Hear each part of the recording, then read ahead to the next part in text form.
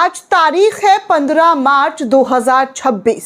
जंग का 16वां रोज और 16वें रोज भी भारी तबाही ईरान के जरिए इजराइल में मचाई हुई है। हालात ऐसे दोस्तों कि मेन स्ट्रीम मीडिया भी उन खबरों को छुपा नहीं पा रहा है कि इजराइल की स्थिति ईरान ने क्या कर दिया है। ईरान झुकने का नाम नहीं ले रहा है और हालत ऐसी कि इजराइल में बमबारी कर दी गई है। जी हाँ दोस्तों, आज तक के हवाले से जो रिपोर्ट सामने आ रही है वो आपको इस रिपोर्ट में बताने वाली हूँ। साथ में आपको एक और बड़ी जानकारी दूंगी कि कैसे ईरान की महिलाओं ने हथियार उठा लिया है और इस हमले में, जी हाँ, इजराइल में जो अटैक ईरान के जरिए किया गया है, इस हमले में कई लोगों के घायल होने की खबर सामने आ रही है दोस्तों। और तो और कई बड़ी अहम जानकारियों के साथ इस रिपोर्ट में हाजिर हूं। वीडियो को आखिर तक जरूर देखिएगा। साथ ही साथ चैनल को ज़्यादा से ज़्यादा लाइक, शेयर और सब्सक्राइब करना बिल्कुल भी ना भूलें। दोस्तों, इस वक्त इजराइल की स्थिति ऐसी हो गई है कि आगे कुआं और पीछे खाई। अगर आगे बढ़ता है तो ईरान उसे छोड़ेगा नहीं और पीछे जाता है तो उसकी नाक जो है वो रहेगी नहीं, क्योंकि जिस नाक के साथ, जिस शान शौकत के साथ इजराइल ने ऐलान किया था कि वो ईरान को मिट्टी में मिला देगा, ख़त्म कर देगा, लेकिन कौन मिट्टी में मिल रहा है, इसकी हर रोज़ एक ऐसी तस्वीरें सोशल मीडिया पर दावा की जाती है, शेयर किया जाता है और बताया जाता है कि भैया आज तल अबीब में बम गिरा है, आज तल अबीब के कई शहरों पर मिसाइल से अटैक हुआ है, हाइफा पर, बेन गुरियन एयरपोर्ट पर और तो और कई सुरक्षा इंटेलिजेंस हेडक्वार्टर पर और रिहायशी इलाकों पर भी तस्वीरें हम आपको दिखा चुके हैं। इजराइल का तल अबीब शहर पूरी तरीके से गाज़ा की तरह खंडर बन चुका है। जिस तरीके से इजराइल ने गाज़ा को खंडर में तब्दील किया था, आज हालात ये है कि इजराइल की जो सबसे खूबसूरत शहरों में से एक शहर था तल अबीब, वो पूरी तरीके से नष्ट हो चुका है। हर तरफ आग धुआं की लपटें। अब आज तक के हवाले से जानकारी दी जा रही है दोस्तों कि इजराइल के अरब सेटलमेंट में, जी हाँ, इजराइल के अरब सेटलमेंट में भयंकर तरीके की बमबारी ईरान के ज़रिए की गई है, जिसमें 58 घायल हो गए हैं। श्वेता सिंह यहाँ पर पहुँचकर रिपोर्टिंग कर रही है कि टेंशन ख़त्म नहीं हो रहा। इजराइल के लोगों में काफ़ी ज़्यादा पैनिक मतलब वहाँ पे लोगों जो है काफ़ी ज़्यादा पैनिक कर रहे हैं, लोग भागते हुए नज़र आ रहे हैं। आपने वो तस्वीरें भी देखी होंगी कि एयरपोर्ट पर किस तरीके की अफरा तफरी है। एयरपोर्ट पर लोग जो एक दूसरे से पहले निकलने की होड़ में है, बंकरों में छुपे हुए हैं। लेकिन अब जो है अरब सेटलमेंट में भयंकर तरीके की बमबारी की खबर सामने आ रही है कि बम मिसाइल की बरसात जो है ईरान के ज़रिए कर दी गई है, जहां पर इजराइल के लोगों को छुपना मुश्किल हो गया है। और नेतन्याहू तो वैसे भी गायब चल रहे, उनके बारे में अभी तक कोई स्टेटमेंट तो सामने आया नहीं है कि भाई नेतन्याहू है कहाँ। अब चलिए आपको अडानी का चैनल NDTV, उसके हवालों से कहा जा रहा है, एक रिपोर्ट सामने आई है जहाँ पर ईरान में पुरुष तो पुरुष, अब महिलाएं भी हथियार उठा चुकी हैं। महिलाओं के जरिए भी हथियार उठाकर अपने देश की सुरक्षा करने का ऐलान कर दिया गया। आप तस्वीरों में देख सकते हैं कि ईरान की महिलाओं ने हथियार उठाकर, उनके हाथों में बड़े बड़े बंदूक और चेहरे पर जो है अबाया, आप साफ तौर पर देख सकते हैं कि ईरान की भारी तादाद में जो महिलाएं हैं वो किस तरीके से हथियार उठाकर इस जंग का ऐलान करते हुए नजर आ रही हैं। आप देखिए कि अमेरिका हमले का सामना और इजराइल हमले का सामना करने की तैयारी वहाँ की महिलाओं के ज़रिए भी शुरू कर दिया गया है। ईरान में महिलाओं ने भी आगे से डटकर इस लड़ाई को लड़ना शुरू कर दिया। एक तरफ आपको पता है दोस्तों कि महिलाओं को लेकर जो हमेशा से कहा गया कि ईरान में महिलाओं को दबाने की कोशिश की गई, सुप्रीम लीडर ने ईरान की महिलाओं के साथ बर्बरता किया है, उनको कैद किया है, हिजाब में रहने के लिए पाबंद किया है। वैसे मैं आपको बता दूं कि हिजाब और जो बुरखे की बात ये लोग करते हैं, ये भारत में भी आपको पता है कि किस तरीके से गोदी मीडिया के ज़रिए प्रोपेगेंडा फैलाने की कोशिश की गई। ये अपने दिल का शौक़ है, अपने दिल की तसल्ली है कि कौन क्या पहनेगा, किसको हिजाब पहनना है, किसको घूंघट डालना है, ये उनका खुद का, जी हाँ, ये उनका खुद का चॉइस है। लेकिन आप जो है किसी एक लोगों के ज़रिए, किसी एक के ज़रिए जो है आप ये बताने की कोशिश करते हैं कि कट्टरता है। ये सब झूठ और प्रोपेगेंडा जो है, इनका परपंच जो है पूरी तरीके से अब खारिज हो रहा है। अब देखिए, जब इनको इतनी दिक्कत है तो ये हिजाब में क्यों उतर आई हैं? जब महिलाओं पर इतने प्रतिबंध वहाँ लगाए गए हैं तो आज हथियार लेकर अपने नेता की तरफ से, अपने कमांडर्स की तरफ से क्यों सड़कों पर उतर आई हैं? सोचने वाली बात है दोस्तों कि जब महिलाएं वहाँ की खुश नहीं हैं तो ये कौन सी महिलाएं हैं जो खamenei का बदला अमेरिका से और इजराइल से लेने के लिए सड़कों पर उतरकर हथियार हाथों में ले लिया है। चाहती तो आराम से घर में बैठ सकती हैं, आराम फरमा सकती हैं कि भाई हमें क्या ज़रूरत है।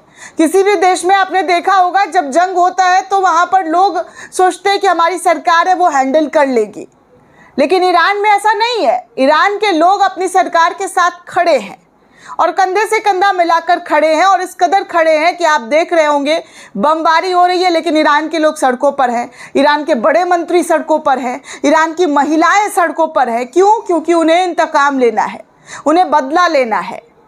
और आप इन तस्वीरों को देखकर समझ सकते हैं, अंदाज़ा लगा सकते हैं कि ईरान किसी भी तरीके से ना झुक रहा है और ना पीछे हट रहा है। उनकी हालत ये हो गई है दोस्तों कि वो पूरी तरीके से आर पार की लड़ाई लड़ने के लिए तैयार बैठे हैं। वहीं दोस्तों एक और तस्वीर सामने आई है जहां पर, जी हाँ, जहां पर आप देख सकते हैं कि मक्का का ये क्लॉक टावर है और इस क्लॉक टावर में धुआं और आग की तस्वीरें जो है वो देखने सुनने को मिल रही है। हालांकि इस आग और धुएं के पीछे की वजह क्या है ये अभी तक निकलकर सामने नहीं आई है। रिपोर्ट में कहा जा रहा है इस पेज के हवाले से कि खुफिया एजेंसी ने पहले ही चेतावनी दी थी कि इजराइल दुनिया के सबसे बड़े इबादत स्थल पर जो है फॉल्स फ्लैग हमला कर सकता है। इसी बीच मक्का टावर के पास जो है शवरमा की दुकान में आग लगने की घटना का दृश्य सामने आया है, जिसमें दुकान जलता हुआ दिखाई दे रहा है। हालांकि इस घटना के कारण किसी भी तरीके से किसी भी संभावित हमले को लेकर कोई भी जो है किसी संगठन के ज़रिए ये नहीं कहा गया है कि ये हमला उनके ज़रिए किया गया है। आधिकारिक तौर पर पुष्टि नहीं हुई है दोस्तों, अभी पुष्टि का इंतज़ार किया जा रहा है कि आखिर इसके पीछे की वजह क्या है, आग लगने की पीछे की। क्योंकि क्लॉक टावर के बगल में एक दुकान था और उस दुकान में आग लगी और आग इतनी ख़तरनाक लगी कि लोगों को लगा कि क्लॉक टावर पर जो है ऐसे कुछ अटैक हुआ है और किसी तरीके से वहाँ पर आप तस्वीरों में खुद देख सकते हैं और अंदाज़ा लगा सकते हैं कि कितना धुआं जो है यहाँ पर नज़र आ रहा है।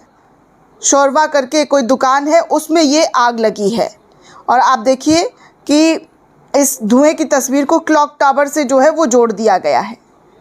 वीडियो भी बनाए गए हैं। हालांकि अभी तक इस धुएं और आग की खबर को लेकर किसी भी तरीके का क्लेरिफिकेशन सामने नहीं आया है। बाकी आपको कुछ और तस्वीर, कुछ और जानकारी दे दूं तो कहा जा रहा है, जी हाँ, कहा ये जा रहा है कि इजराइल, जैसा कि मैंने आपको पहले रिपोर्ट में बता दिया कि इजराइल के प्रधानमंत्री बेंजामिन नेतन्याहू की मौत की खबर ज़ोरों शोरों से चल रही है। बाज़ार जो है एकदम पूरी तरीके से गर्मा चुका है कि बेंजामिन नेतन्याहू अब इस दुनिया में है ही नहीं। ये तमाम तस्वीरें जो है वो देखने सुनने को मिल रही है। अब आगे आपको एक और जानकारी, एक और ख़बर बता दूं दोस्तों, तो ख़बर ये आ रही है कि ईरान ने, जी हाँ, कहा है कि वो युद्ध की शुरुआत के बाद से लेकर अब तक इजराइल का अब तक का सबसे शक्तिशाली जो है हमला कर चुका है। रिपोर्ट के अनुसार ईरान की सैन्य इकाई इस्लामिक रेवोल्यूशनरी गार्ड कॉर्प्स ने दावा किया है कि इस हमले का संघर्ष की शुरुआत के बाद सबसे बड़ा और सबसे शक्तिशाली ऑपरेशन जो है वो किया है। हालांकि हमले में बताया जा रहा है कि किसी भी तरीके की जान माल की कोई भी ख़बर जो है वो निकलकर सामने नहीं आया है। आप तस्वीरों में देख सकते हैं कि कितना ख़तरनाक अटैक हुआ है। ईरान के ज़रिए कहा जा रहा है कि अब तक का सबसे ख़तरनाक इजराइल पर हमने अटैक किया है, जिसमें इजराइल में भारी तबाही का मंजर जो है आप साफ तौर पर देख सकते हैं। वहीं दोस्तों TRT वर्ल्ड के हवाले से कुछ और अहम जानकारी सामने आई है, जिसमें दावा किया जा रहा है। आपको बता दूं कि TRT वर्ल्ड ने इस खबर को शेयर किया और बताया कि रिपोर्ट्स के अनुसार इजराइल के पास मिसाइल हमलों को रोकने वाले इंटरसेप्ट मिसाइल का भंडार जो है वो तेज़ी से ख़त्म होता हुआ जा रहा है। समाचार एजेंसी रॉयटर्स के द्वारा इस रिपोर्ट की पुष्टि की गई है कि अमेरिकी अधिकारियों के अनुसार इजराइल ने इस सप्ताह यूनाइटेड स्टेट को जानकारी दी है कि अब बैलिस्टिक मिसाइल इंटरसेप्टरों को गंभीर रूप से जो है ख़त्म होता हुआ नज़र आ रहा है। अब उनके पास हथियारों की कमी जो है वो पड़ी है, क्योंकि ईरान के जो मिसाइल्स हैं और जो ड्रोन्स हैं उसको रोकने में वो नाकामयाब हो रहे हैं। ऐसी रिपोर्ट सामने आई है दोस्तों कि देखिए ईरान की मिसाइल इतनी तेज़ है, इतनी घातक है कि यहाँ साफ तौर पर जो है वो उन मिसाइलों का कहा जा रहा है कि सामना नहीं कर पा रहे हैं और इंटरसेप्ट तो अब पूरी तरीके से ख़त्म ही हो गया है। बाकी कुछ और जानकारी, कुछ और तस्वीर आपको ईरान इजराइल वॉर से रिलेटेड बता दूं तो कहा जा रहा है युद्ध के पिछले 24 घंटे के जो अपडेट है वो स्क्रीन पर आपके सामने। कहा जा रहा है कि ईरान ने स्ट्रेट ऑफ हॉर्मुज़ में लगभग 1 दर्जन बारूदी सुरंग बिछा दी है। CNN रिपोर्ट ने इसकी पुष्टि की है। ये तनाव में भारी बढ़ोतरी को दिखाता है कि आने वाला वक्त और ज़्यादा भयानक और ख़तरनाक हो सकता है। आगे दोस्तों कहा जा रहा है कि इसके जवाब में अमेरिका ने स्ट्रेट ऑफ हॉर्मुज़ के पास ईरान के 16 बारूदी सुरंग बिछाने वाले जहाज़ को नष्ट कर दिया है, ऐसा अमेरिका के जरिए दावा किया जा रहा है। वहीं RGC ने हॉर्मुज़ से गुजरने की कोशिश कर रहे 2 जहाज़ों पर गोलीबारी की और उसे रोक दिया। इनमें थाईलैंड का झंडा लगा हुआ था और बल्क करियर और लाइबेरिया का एक कंटेनर जहाज़ शामिल था जिसको ईरान के जरिए रोका गया और उस पर गोलीबारी की गई। इन जहाज़ों पर गोले दागे गए और साथ में इन थाई की जहाज़ में आग भी लग गई। वहीं दोस्तों IEA के मुताबिक अपने आपातकालीन भंडारों के रिकॉर्ड से 400 मिलियन बैरल कच्चा तेल जारी करने पर सहमति जताई गई है। ये इतिहास में अब तक का सबसे बड़ा समन्वित तेल रिहाई है, जहां पर कहा जा रहा है कि आपातकालीन भंडार से, जी हाँ, 400 मिलियन बैरल कच्चा तेल निकालने की जो बात है वो की जा रही है, क्योंकि इस वक्त तेल और गैस की आपूर्ति की वजह से पूरे दुनिया में हाहाकार मचा हुआ है। वहीं ग्रीस ने अभी 3 महीनों के लिए पेट्रोल और खाने पीने की चीज़ों पर मुनाफे की समय सीमा तय कर दी है। ये युद्धकाल में कीमतों पर नियंत्रण लगाने वाला पहला देश बन चुका है। वहीं दोस्तों पेंटागन ने कांग्रेस को बताया है कि उसने अकेले शुरुआती 2 दिनों में गोला बारूद पर $5 अरब खर्च कर दिया है। अमेरिका की अगर बात की जाए तो जंग शुरू होने के बाद से अब तक अमेरिका को 140 सैनिक घायल हुए हैं। आज से पहले इस आंकड़ों की जानकारी कभी नहीं दी गई थी, लेकिन अब आंकड़े निकलकर सामने आ रहे हैं। ईरान का कहना है कि 9,659 नागरिकी ठिकानों को नष्ट जो है हमने किए हैं। इनमें लगभग 8,000 रिहायशी घर शामिल है। इसके अलावा अस्पताल, स्कूल, व्यापारिक केंद्र भी नष्ट हुए हैं। ईरान ने जासूसी के आरोप में 30 लोगों को गिरफ्तार किया है, जिनमें से एक विदेशी नागरिक भी शामिल है। तेहरान में लाखों लोगों के नए सर्वोच्च लीडर मुस्तफ़ा खामेनेई के समर्थन में अपनी रैलियां निकालनी शुरू कर दी है। वहीं सऊदी अमारको के CEO ने चेतावनी दी है कि इस जंग के तेल के बाजार पर विनाशकारी परिणाम हो सकते हैं। उन्होंने इस संकट को अभूतपूर्व बताया है। इराक के अरबिल में स्थित UAE वाणिज्य दूतावास को ईरान ने ड्रोन से ख़त्म कर दिया है, विनाश कर दिया है। ईरान के एक ड्रोन ने बहरीन के व्यापारिक सुरक्षा क्षेत्र के स्थिति मिलेनियर टावर पर हमला किया और इस हमले में एक महिला की मौत और 8 लोग घायल हुए हैं।